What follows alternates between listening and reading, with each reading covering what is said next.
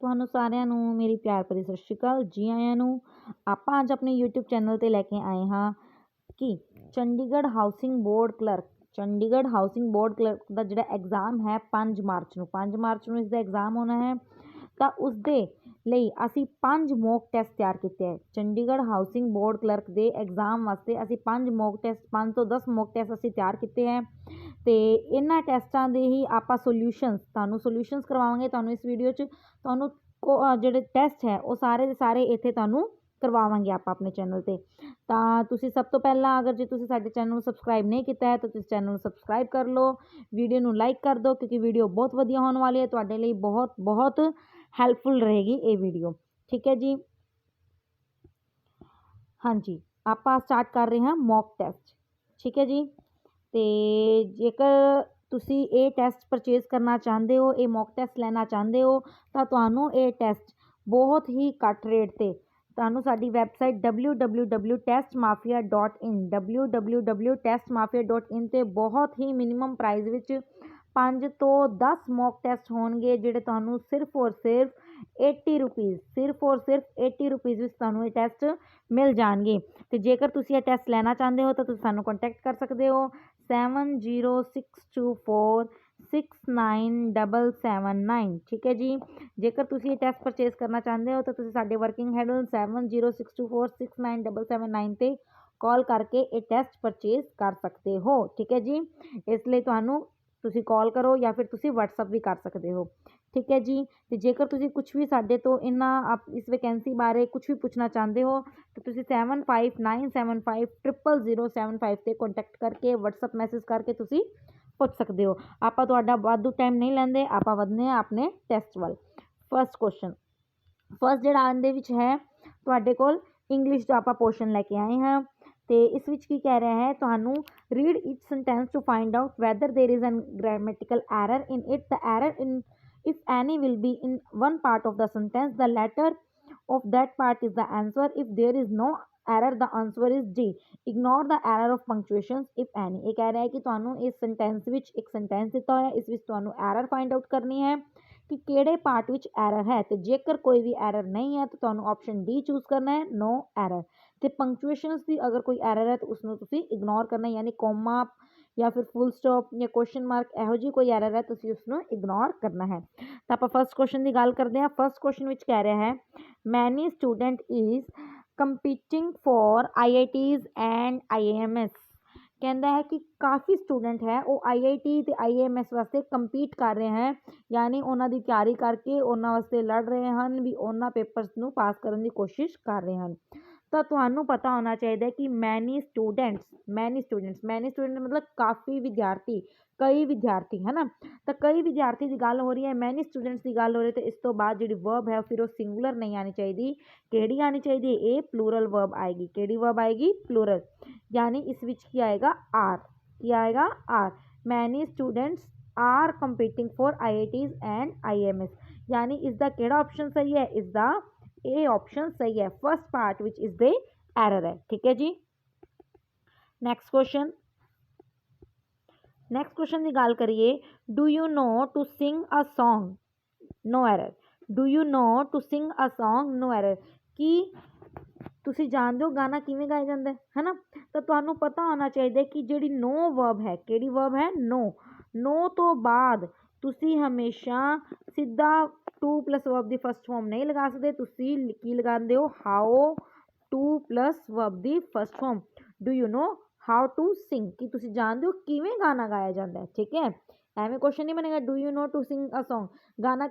ਗਾਣਾ ਗਾਇਆ ਜਾਂਦਾ ਤੁਸੀਂ ਜਾਣਦੇ ਹੋ ਕਿ ਗਾਣਾ ਕਿਵੇਂ ਗਾਇਆ ਜਾਂਦਾ, ਯਾਨੀ ਹਾਊ ਟੂ ਸਿੰਗ। ਤਾਂ ਤੁਸੀਂ ਯਾਦ ਰੱਖਣਾ ਹੈ ਕਿ ਨੋ ਤੋਂ ਬਾਅਦ ਜੇ ਕੋਈ ਵੀ ਵਰਬ ਲਗਾਣੀ ਹੈ ਤਾਂ ਟੂ ਪਲੱਸ ਵਰਬ ਦੀ ਫਸਟ ਫਾਰਮ ਨਹੀਂ ਆਏਗੀ, ਯਾਨੀ ਟੂ ਪਲੱਸ ਫਸਟ ਫਾਰਮ ਕੱਲਾ ਨਹੀਂ ਆਏਗਾ, ਉਸ ਦੇ ਨਾਲ ਕੀ ਆਏਗਾ? ਹਾਊ ਟੂ ਵਰਬ ਦੀ ਫਸਟ ਫਾਰਮ। ਤਾਂ ਇਸ ਦੇ ਕਿਹੜੇ ਪਾਰਟ ਵਿੱਚ ਐਰਰ ਹੋਗੀ? ਤਾਂ ਤੁਸੀਂ ਦੇਖ ਸਕਦੇ ਹੋ ਇਸ ਦੇ ਬੀ ਪਾਰਟ ਵਿੱਚ ਐਰਰ ਹੋਗੀ। ਤਾਂ ਇਸ ਦਾ ਸਹੀ ਆਂਸਰ ਹੈ ਬੀ। ਨੈਕਸਟ ਕੁਐਸਚਨ ਦੀ ਗੱਲ ਕਰੀਏ, the governor was efficient and insure that the king was happy as well as his subjects.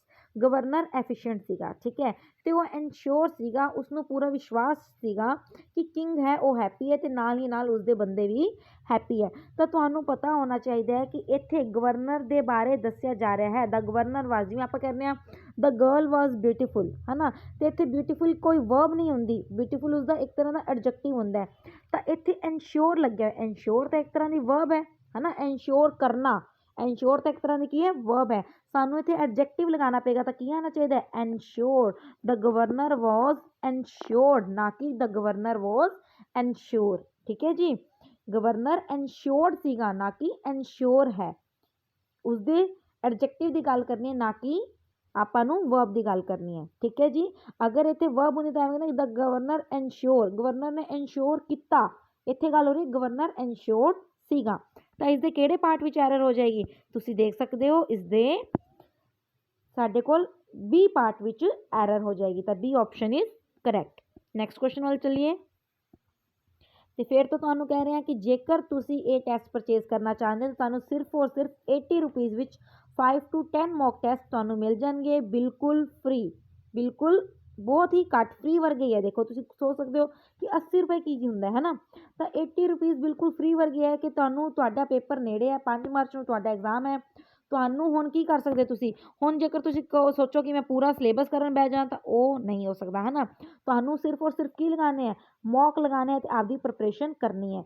ਤੇ ਵਧੀਆ ਤੋਂ ਵਧੀਆ ਮੌਕ ਜਿਹੜੇ ਵੀ ਤੁਹਾਡੇ ਪੇਪਰ ਦੇ ਲਈ ਬਹੁਤ ਬਹੁਤ ਇੰਪੋਰਟੈਂਟ ਕੁਐਸਚਨਸ ਨੇ, ਤੁਹਾਡੇ ਸਿਲੇਬਸ ਦੇ ਅਕੋਰਡਿੰਗ ਜਿਹੜੇ ਕੁਐਸਚਨਸ ਨੇ ਉਹਨਾਂ ਤੋਂ ਰਿਲੇਟਿਡ ਹੀ ਅਸੀਂ ਮੌਕ ਤਿਆਰ ਕੀਤੇ ਹੈ, ਤੇ ਸਿਰਫ ਔਰ ਸਿਰਫ 80 ਰੁਪੀਜ਼ ਵਿੱਚ ਤੁਹਾਨੂੰ www.testmafia.in ਤੇ ਮਿਲ ਜਾਣਗੇ। ਤੇ ਜੇਕਰ ਤੁਸੀਂ ਕੁਝ ਪੁੱਛਣਾ ਚਾਹੁੰਦੇ ਹੋ ਤਾਂ ਸਾਡੇ ਕੰਟੈਕਟ ਨੰਬਰ 7597500075 ਤੇ ਜਾਂ ਫਿਰ 7062469779 ਤੇ ਕੰਟੈਕਟ ਕਰਕੇ ਇਹ ਪਰਚੇਜ਼ ਕਰ ਸਕਦੇ ਹੋ, ਠੀਕ ਹੈ ਜੀ। ਚਲੋ ਵਧਦੇ ਹਾਂ ਨੈਕਸਟ ਕੁਐਸਚਨ ਵੱਲ। ਨੈਕਸਟ ਕੁਐਸਚਨ ਹੈ ਸਾਡੇ ਕੋਲ, ਬਹੁਤ ਹੀ ਵਧੀਆ ਕੁਐਸਚਨ ਹੈ, ਰਿਗਰੈਟਫੁਲੀ profits earned by your company fell by 20% last year despite higher sales। ਕਹਿੰਦਾ ਹੈ ਕਿ ਜਿਹੜੇ ਤੁਹਾਡੀ ਕੰਪਨੀ ਦੇ ਪ੍ਰੋਫਿਟ ਸੀਗੇ ਉਹ ਪਿਛਲੇ ਸਾਲ ਤੋਂ ਕੀ 20% ਘਟ ਗਏ ਹਨ, 20% ਡਿੱਗ ਗਏ ਹਨ, ਮਤਲਬ ਘਟ ਗਿਆ ਹੈ, ਜਿਹੜਾ ਪ੍ਰੋਫਿਟ ਹੈ ਉਹ ਘਟ ਹੋ ਗਿਆ, ਲਾਭ ਘਟ ਹੋ ਗਿਆ। ਤਾਂ ਤੁਸੀਂ ਹੁਣ ਇਹਦੇ 'ਚ ਐਰਰ ਕੋਸ਼ਿਸ਼ ਕਰੋ ਕਿ ਫਾਈਂਡ ਆਊਟ ਕਰਨ ਦੀ ਕੋਸ਼ਿਸ਼ ਕਰੋ ਕਿ ਐਰਰ ਕਿੱਥੇ ਹੋ ਸਕਦੀ ਹੈ। ਦੇਖੋ ਫਸਟ ਵਰਡ ਕੀ, regretfully profits earned by your company, ਠੀਕ ਹੈ, ਰਿਗਰੈਟਫੁਲੀ ਦਾ ਮਤਲਬ ਕੀ ਹੁੰਦਾ, ਪਛਤਾਵੇ ਨਾਲ, ਕਿ ਜਿਹੜੇ ਪ੍ਰੋਫਿਟ ਤੁਹਾਡੀ ਕੰਪਨੀ ਨੇ ਕਮਾਏ ਸੀਗੇ, profits earned by your company ਫੈਲ ਬਾय, ਬਿਲਕੁਲ ਸਹੀ ਹੈ, 20% ਲਾਸਟ ਈਅਰ ਡਿਸਪਾਈਟ, ਹਾਲਾਂਕਿ ਹਾਇਰ ਸੇਲਸ ਵੀ ਰਹੀ, ਡਿਸਪਾਈਟ ਹਾਇਰ ਸੇਲਸ। ਤਾਂ ਤੁਹਾਨੂੰ ਪਤਾ ਹੋਣਾ ਚਾਹੀਦਾ ਕਿ ਇੱਥੇ ਪਛਤਾਵੇ ਵਾਲੀ ਕੋਈ ਗੱਲ ਨਹੀਂ ਹੈ, ਇੱਥੇ ਆਪਾਂ ਬੋਲਣਾ ਚਾਹੁੰਦੇ ਹਾਂ ਕਿ ਅਨਫੋਰਚੂਨੇਟਲੀ ਵੀ ਕੋਈ ਐਜਾ ਹੀ ਕੰਮ ਹੋਇਆ ਕਿ ਤੁਹਾਡੀ ਹਾਇਰ ਸੇਲਸ ਹੋਣ ਦੇ ਬਾਵਜੂਦ ਵੀ ਤੁਹਾਡੇ ਪ੍ਰੋਫਿਟਸ ਘਟ ਗਏ, ਤਾਂ ਅਨਫੋਰਚੂਨੇਟਲੀ ਵਰਡ ਆਉਣਾ ਚਾਹੀਦਾ। ਤੇ ਉਸ ਲਈ ਆਪਾਂ ਰਿਗਰੈਟਫੁਲੀ ਨਹੀਂ ਬੋਲਾਂਗੇ, ਆਪਾਂ ਬੋਲਾਂਗੇ ਰਿਗਰੈਟੇਬਲੀ, ਰਿਗਰੈਟੇਬਲੀ। ਤਾਂ ਐਰਰ ਕਿਹੜੇ ਆਪਸ਼ਨ 'ਚ ਹੋ ਜਾਏਗੀ, ਇਹ ਆਪਸ਼ਨ ਵਿੱਚ, ਠੀਕ ਹੈ।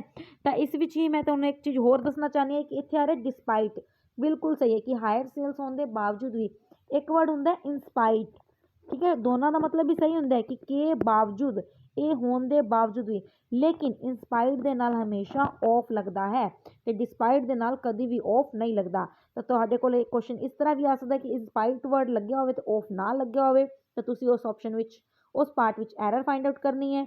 ਜਾਂ ਫਿਰ ਇਸ ਤਰ੍ਹਾਂ ਵੀ ਕੁਐਸਚਨ ਹੋ ਸਕਦਾ ਕਿ ਡਿਸਪਾਈਟ ਲੱਗਿਆ ਹੋਵੇ ਤੇ ਨਾਲ ਆਫ ਲੱਗਿਆ ਹੋਵੇ, ਤਾਂ ਵੀ ਉਸ ਪਾਰਟ ਵਿੱਚ ਐਰਰ ਹੋਏਗੀ। ਡਿਸਪਾਈਟ ਹਮੇਸ਼ਾ ਇਕੱਲਾ ਆਉਂਦਾ ਹੈ ਤੇ ਇਨਸਪਾਈਟ ਦੇ ਨਾਲ ਆਫ ਆਉਂਦਾ ਹੈ, ਠੀਕ ਹੈ ਜੀ।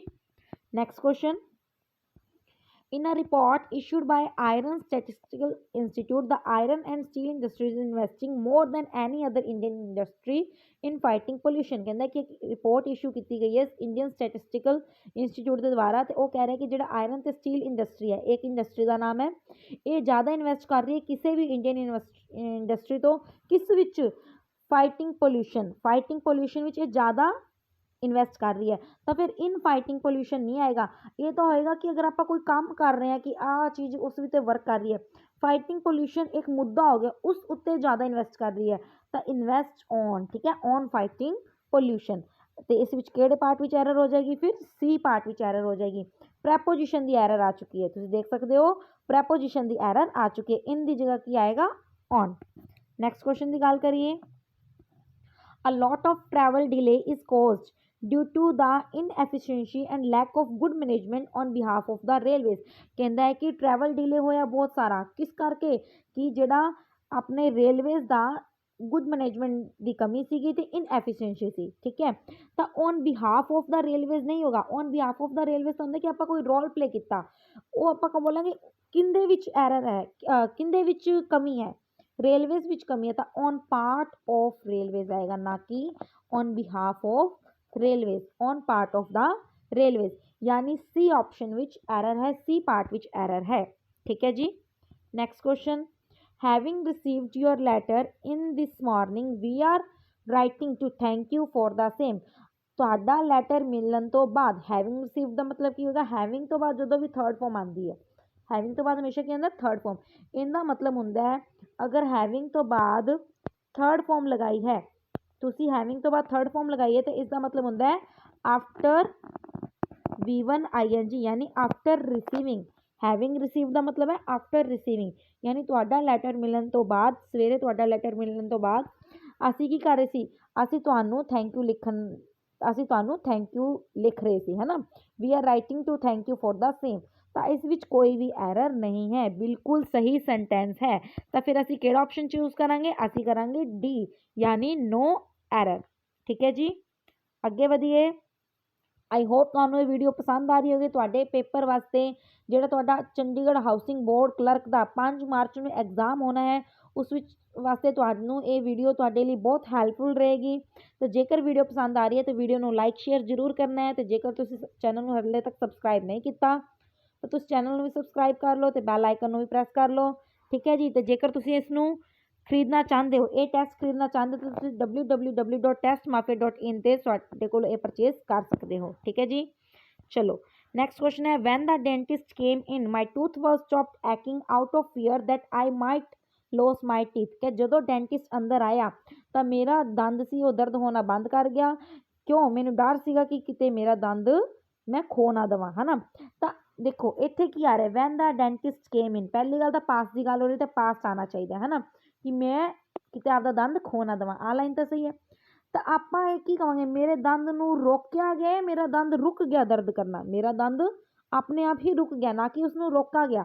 ਇੱਥੇ ਇਹ ਪੈਸਿਵ ਵੌਇਸ ਬਣਾ ਰਿਹਾ ਹੈ। ਇੱਥੇ ਕੀ ਬਣਾ ਰਿਹਾ ਹੈ, ਪੈਸਿਵ ਵੌਇਸ। ਤੁਹਾਨੂੰ ਪਤਾ ਹੈ ਕਿ ਪੈਸਿਵ ਵੌਇਸ ਦੀ ਪਹਿਚਾਣ ਕੀ ਹੁੰਦੀ ਹੈ, ਬੀ ਦੀ ਫਾਰਮ ਦੇ ਨਾਲ ਥਰਡ ਫਾਰਮ ਆਉਂਦੀ ਹੈ, ਬੀ ਦੀ ਫਾਰਮ ਦੇ ਨਾਲ ਥਰਡ ਫਾਰਮ ਆਉਂਦੀ ਹੈ। ਇੱਥੇ ਪੈਸਿਵ ਵੌਇਸ ਵਾਲਾ ਕੋਈ ਰੋਲ ਹੀ ਨਹੀਂ ਹੋ ਰਿਹਾ। ਸਿੱਧਾ ਕੀ ਗੱਲ ਹੋ ਰਹੀ ਹੈ ਕਿ ਮੇਰਾ ਦੰਦ ਦਰਦ ਹੋਣਾ ਬੰਦ ਹੋ ਗਿਆ, ਨਾ ਕਿ ਮੇਰੇ ਦੰਦ ਨੂੰ ਦਰਦ ਹੋਣਾ ਬੰਦ ਕੀਤਾ ਗਿਆ। ਤਾਂ ਫਿਰ ਸਿੱਧਾ ਕੀ ਆਏਗਾ, ਵਾਜ਼ ਨਹੀਂ ਆਏਗਾ, ਸਿੱਧਾ ਸਟਾਪਡ ਆਏਗਾ। ਤਾਂ ਕਿਹੜੇ ਪੋਰਸ਼ਨ ਵਿੱਚ ਐਰਰ ਹੋਗੀ, ਕਿਹੜੇ ਪਾਰਟ ਵਿੱਚ ਐਰਰ ਹੋਗੀ, B part. Okay ji. Next देखो साडे कोल की आया है, which of the phrases 1 2 3 and 4 given below each sentence should replace the phrase printed in bold to make the sentence grammatically correct. हुण तुहाडे कोल एक सेंटेंस दिता होएगा, उस विच जेड़ा पार्ट बोल्ड है तुहानू देखना है कि उस पार्ट विच एरर है। अगर एरर है तो सही ऑप्शन की होगा, तुहाडे कोल 4 ऑप्शन दिते होंगे भी इन्हां विचों किहड़ा सही ऑप्शन है। तो जेकर कोई एरर नहीं है तो तुहानू वर्ड देना नो करैक्शन रिक्वायर्ड। ठीक है, ऑप्शन नंबर 5। तो आप चलने फर्स्ट क्वेश्चन वाल। His behaviour with all his employees is so pleasing that everyone come forward for helping him. कहता उसका बिहेवियर उनके सारे इंप्लॉयज नाल इन्ना वधिया सी, बिहेवियर सिंगुलर आएगा, इज सो प्लीजिंग दैट किन्ना वधिया सी, सो दे नाल दैट आंदा है, बिल्कुल सही है।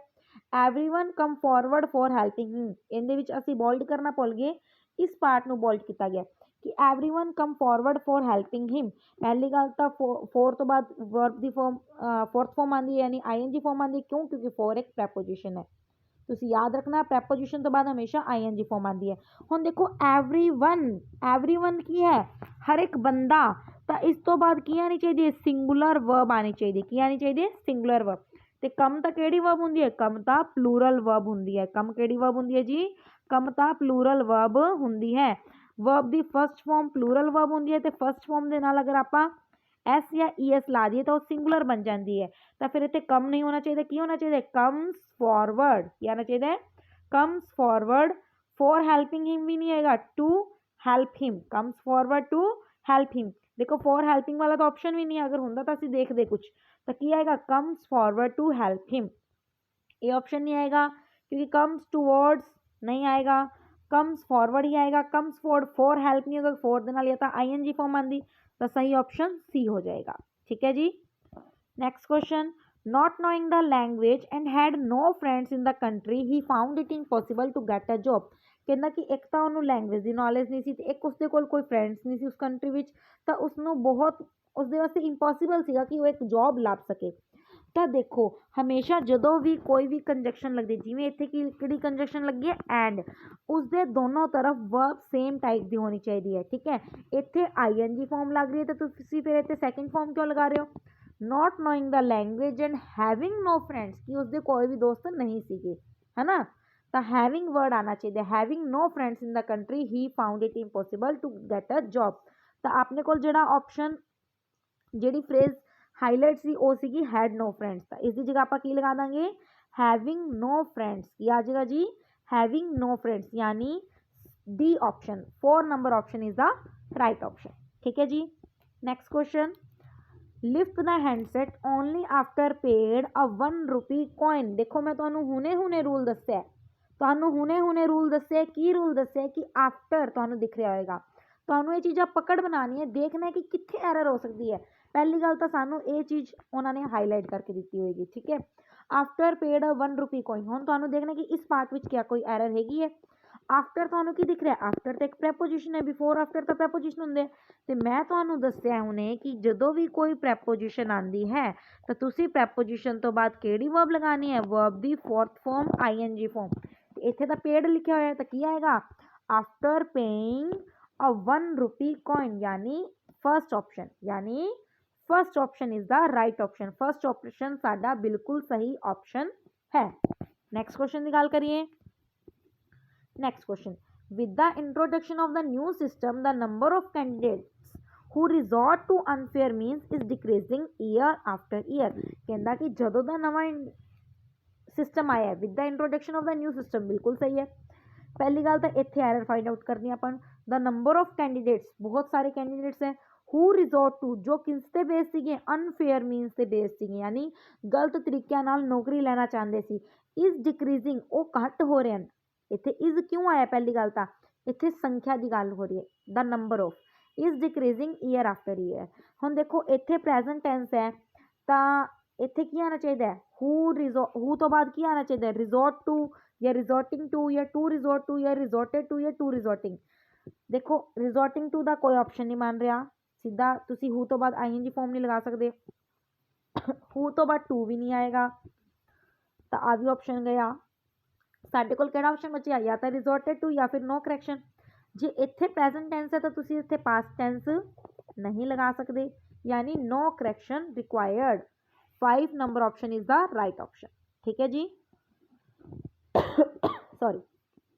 Next question, what matter does most is the quality not the quantity. कि की चीज़ मैटर करती है? ना कि क्वालिटी मैटर करती है, ना कि क्वांटिटी। देखो क्वांटिटी ये तुहाडी लाइफ का भी रूल होना चाहिए कि तुहाडी लाइफ में कभी भी किसी चीज़ की मात्रा जरूरी नहीं होनी चाहिए, उसकी क्वालिटी जरूरी होनी चाहिए। तो आप नॉर्मल लैंग्वेज बोलते हैं वट मैटर्स, की मैटर करता है? वट मैटर्स, है ना। वट मैटर्स डज मोस्ट, कोई तो की नहीं बन रहा, तो सही ऑप्शन की बनेगा? What matters. 4th number option is the right option. Next हम साडे कोल की आया जी, ये साडे कोल आ गया क्लोज टेस्ट। क्लोज टेस्ट की होंदा है? तुहाडे कोल एक पैराग्राफ होएगा, कुछ पिछे तुहाडे कोल ब्लैंक्स होणगे, ऑप्शनस होणगे तुहाडे कोल, जिवें 14 है 14 नंबर से तुहाडे कोल 3 या 4 5 ऑप्शनस होणगे कि तुसी इन्हां ऑप्शनस विच जो किहड़ा ऑप्शन तुहाडे लई सही बन रहा है इस लाइन वास्ते। ਤਾਂ ਕੀ है? Getting a good night sleep is just as essential as a healthy diet and dash exercise. क्या एक अच्छी नींद इन्नी ही जरूरी है जिन्नी की हेल्थी डाइट है, तो एक किस तरह की एक्सरसाइज है? देखो रेगुलर एक्सरसाइज है, सिस्टम एक्सरसाइज है, सेल्डम एक्सरसाइज है, एक्टिव एक्सरसाइज है। बहुत ही ईजी है की है रेगुलर एक्सरसाइज, है ना। रेगुलर एक्सरसाइज अपनी बॉडी वास्ते जरूरी है, तो A option is the right option. Next की कह रहे हैं, unfortunately according to the national sleep foundation. Unfortunately मतलब दुर्भाग्यवश। आप इसलिए एक वर्ड भी किया सीगा रिग्रेटेबली, है ना, regretfully. Unfortunately according to the national sleep foundation एक है, उसने दसा कि 62% of the American adult population, कि अडल्ट अमेरिका की जी अडल्ट पॉपूलेशन है उन्होंने 62% जोड़े है वो dash from sleep issues every couple of nights per week कि हर वीक विच किनिया ही रातां उन्होंने स्लीप इशूज़ होंगे। तो अडल्ट पॉपूलेशन तो बाद की आना चाहिए एड्रैस इंडिकेट रिजल्ट सफर्स या रिमार्क तक की आना चाहिए। देखो कि वो सफ़र कर रहे हैं जूझ रहे हैं किस चीज़ नाल कि उन्होंने किनिया ही एक वीक विच किन्ने ही कपल ऑफ नाइट्स है किनिया ही रातां नूं नींद चंगी तरह नहीं आती। ठीक है जी। नैक्सट क्वेश्चन नैक्सट देखिए आप स्लीप डेप्रीवेशन यानी स्लीप विच जिहड़ा वेरीएशन आ रहा है स्लीप की कमी हो रही है negatively dash the quality of your life और तुहाडी लाइफ नूं की कर रही है नेगेटिवली अफेक्ट कर रही है।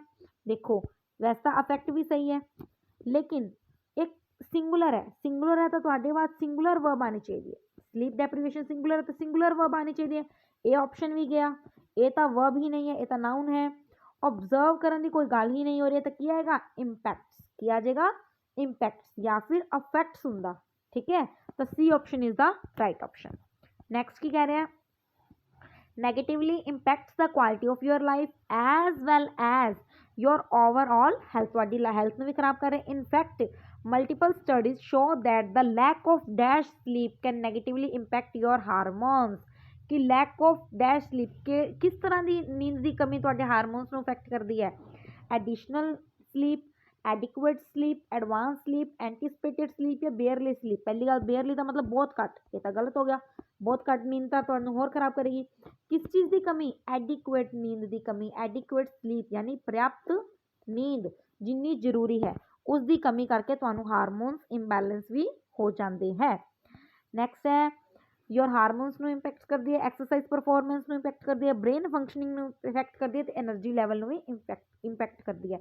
In addition it can dash to moodiness memory issues and trouble thinking properly focusing ये तुहाडे होर भी बहुत ज़्यादा नैगेटिवली इंपैक्ट करती है तुहानू मूडीनेस बना देंदी है मैमोरीज इशूज़ बनाए तो की है it can what it can की होएगा it can lead it can indicated it can consist it can transform it can cost.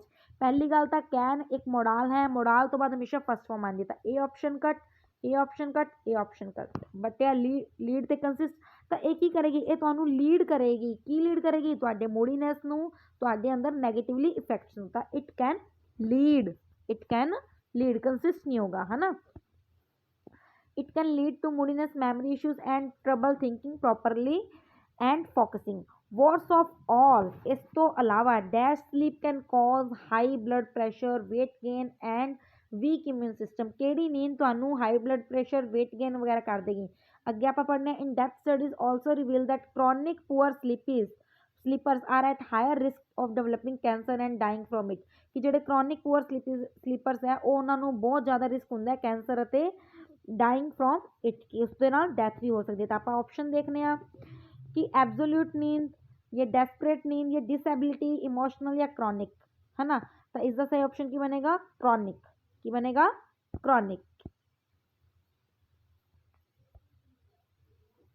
एक सेकंड क्रॉनिक ठीक है सही ऑप्शन की बनेगा क्रॉनिक स्लीप।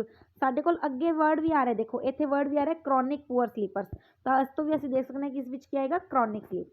फिर है कि if you are planning to dash your health देखो वैसे इतने आना चाहिए कि मतलब सही नींद की कमी है ना सही खराब नींद तुहाडे विच कॉज करेगी तो वैसे कोई ऑप्शन आई थिंक डेस्परेट होना चाहिए लेकिन साढ़े को ऑप्शन की बनेगा क्रॉनिक आ रहा है वर्ड तो असी क्रॉनिक ही लगा देंगे। If you are planning to dash your health अगर तुसी आपकी हैल्थ नू वधिया करना चाहते हो the quality of your sleep and loss weight you must get a good night sleep तो तुहानू अपनी क्वालिटी ऑफ स्लीप नू अच्छा करना पेगा तो लॉस तो तुसी वेट लॉस भी कर सकते हो तो तुसी अच्छी नींद भी लै सकते हो। क्या ही होएगा if you are planning to dash if you are planning to retrieval estimate optimize decline या डिग्रेड। पहली गल तो if you are planning to तो बाद वर्ब की फर्स्ट फॉर्म आएगी तो रिट्रीवल तो नहीं आएगा है ना। तो तुसी हुण की करना चाहते हो अपनी नींद नू एस्टीमेट करना चाहते हो नहीं घट करना चाहते हो डिक्लाइन डिग्रेड नो ऑप्टिमाइज करना चाहते हो की करना चाहते हो ऑप्टिमाइज करना चाहते हो। ऑप्टिमाइज का मतलब है मेक द बेस्ट ऑफ कि किसी चीज़ को बेस्ट बना देना कि तुसी अगर बेस्ट बनाना चाहते हो तो तुसी की करोगे अपनी नींद नू वधिया करोगे। तो देखो जी अगर इत्थे क्रॉनिक वर्ड ना होंदा तो असीं की लगांदे फिर असीं डेस्परेट लगांदे हुण आपां की लगावांगे क्रॉनिक। ठीक है, तो 21 नंबर ऑप्शन 21 नंबर क्वेश्चन नहीं बनया होया। ਤਾਂ ਅੱਜ ਦੀ ਵੀਡੀਓ ਆਪਾਂ ਇੱਥੇ ਹੀ ਖਤਮ ਕਰਦੇ ਹਾਂ। ਆਈ ਹੋਪ ਤੁਹਾਨੂੰ ਇਹ ਵੀਡੀਓ ਵਧੀਆ ਲੱਗੀ ਹੋਏਗੀ, ਤੇ ਜੇਕਰ ਤੁਹਾਨੂੰ ਇਹ ਵੀਡੀਓ ਵਧੀਆ ਲੱਗੀ ਹੈ ਤਾਂ ਤੁਸੀਂ ਕੀ ਕਰਨਾ ਹੈ, ਤੁਸੀਂ ਵੀਡੀਓ ਨੂੰ ਲਾਈਕ ਕਰਨਾ ਹੈ, ਸ਼ੇਅਰ ਕਰਨਾ ਹੈ, ਚੈਨਲ ਨੂੰ ਸਬਸਕ੍ਰਾਈਬ ਕਰਨਾ ਹੈ। ਤੇ ਜੇਕਰ ਤੁਸੀਂ ਇਹ ਮੌਕ ਟੈਸਟ ਪਰਚੇਜ਼ ਕਰਨਾ ਚਾਹੁੰਦੇ ਹੋ, ਤੁਹਾਨੂੰ ਪਤਾ ਹੈ ਕਿ ਤੁਹਾਡਾ 5 ਮਾਰਚ ਨੂੰ ਐਗਜ਼ਾਮ ਹੈ, ਹੁਣ ਸਿਰਫ ਮੌਕ ਹੀ ਤੁਹਾਡੀ ਹੈਲਪ ਕਰ ਸਕਦੇ ਹਨ, ਤੁਹਾਡੇ ਵਾਸਤੇ ਰਾਮਬਾਣ ਔਸ਼ਧੀ ਹੈ। ਤਾਂ ਤੁਸੀਂ ਕਰਨਾ ਹੈ ਸਾਨੂੰ ਕੰਟੈਕਟ, ਜਾਂ ਫਿਰ ਤੁਸੀਂ www.testmafia.in 'ਤੇ ਜਾ ਸਕਦੇ ਹੋ, ਅਤੇ ਉੱਥੋਂ ਇਹ ਟੈਸਟ ਪਰਚੇਜ਼ ਕਰ ਸਕਦੇ ਹੋ। ਸਿਰਫ ਔਰ ਸਿਰਫ 80 ਰੁਪੀਜ਼ ਵਿੱਚ ਤੁਹਾਨੂੰ 5 ਤੋਂ 10 ਮੌਕ ਟੈਸਟ ਮਿਲ ਜਾਣਗੇ। ਜੇਕਰ ਤੁਹਾਨੂੰ ਕੋਈ ਵੀ ਡਾਊਟ ਹੈ ਤਾਂ ਤੁਸੀਂ 7062469779 ਜਾਂ ਫਿਰ 75975005 ਤੇ ਕੰਟੈਕਟ ਕਰ ਸਕਦੇ ਹੋ। ਠੀਕ ਹੈ ਜੀ, ਮਿਲਾਂਗੇ ਨੈਕਸਟ ਵੀਡੀਓ ਵਿੱਚ। Thank you so much, bye bye, take care.